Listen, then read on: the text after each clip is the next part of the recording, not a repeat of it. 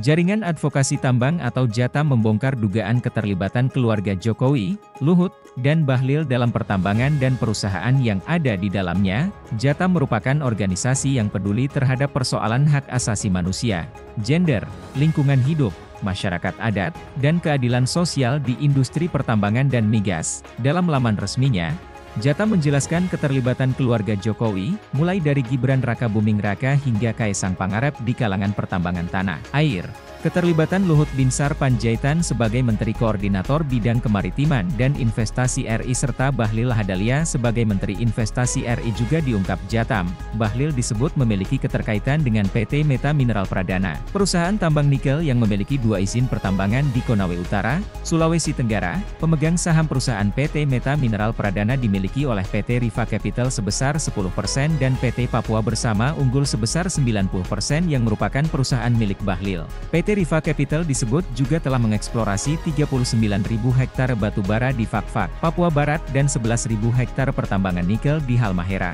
Sedangkan Luhut terkait dengan PT Energi Kreasi Bersama yang merupakan perusahaan patungan antara PT Goto Gojek Tokopedia Tbk dan PT TBS Energi Utama Tbk atau TOBA. Disebutkan, PT TBS Energi Utama Tbk adalah milik Luhut. Elektrum merupakan perusahaan yang fokus mengembangkan ekosistem dan industri kendaraan listrik secara terintegrasi dari hulu hingga hilir. Sedangkan kedua putra Jokowi terkait dengan PT Energi Mineral Langgeng melalui PT Rakabu Sejahtera yang bermitra dengan BP Migas dalam eksplorasi di Blok South East Madura seluas 456.734 hektar. Sedangkan saham PT Rakabu Sejahtera disebut-sebut dimiliki oleh keluarga Jokowi sebanyak 16.193 saham dan Kaisang menjabat sebagai komisaris. Berdasarkan pemaparan Jatam, Direktur Utama PT Rakabu Sejahtera adalah Arif Budi Sulistyo yang merupakan kakak ipar Jokowi. Dalam eksplorasi Blok South East Madura, PT Rakabu Sejahtera menggandeng Toba Sejahtera yang 90% sahamnya dimiliki oleh PT Kartanegara Energi Perkasa yang merupakan anak usaha PT TBS Energi Utama Tbk. Koordinator Jaringan Advokasi Tambang Melki Nahar menyatakan perdebatan pengolahan tambang nikel antara menteri-menteri di Kabinet Presiden Joko Widodo dengan calon presiden dan wakil presiden hanya untuk kepentingan pelaku industri.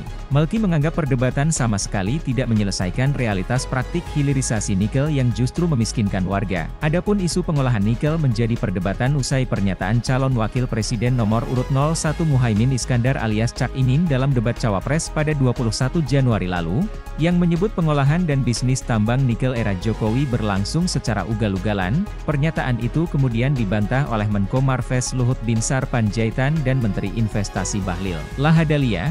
Jatam, kata Melki, menyayangkan topik hilirisasi yang diperdebatkan tidak membahas realitas praktik hilirisasi nikel yang sebenarnya terjadi.